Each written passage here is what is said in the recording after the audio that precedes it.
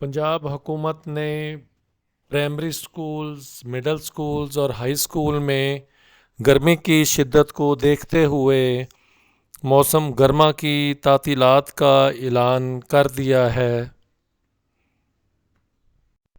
गर्मियों की ये छुट्टियां 1 जून से 14 अगस्त तक जारी रहेंगी और फिर दोबारा स्कूल्स 14 अगस्त के बाद वो खुलेंगे।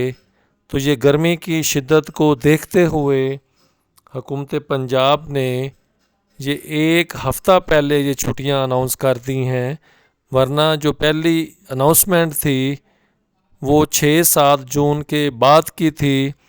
लेकिन चूँकि दर्जा हरारत वो बहुत बढ़ गया है, इसी वजह से हुकूमत पंजाब ने अब जो छुट्टियां मौसम गर्मा की वो 1 जून से लेकर 14 अगस्त तक का ऐलान कर दिया है। Thanks you.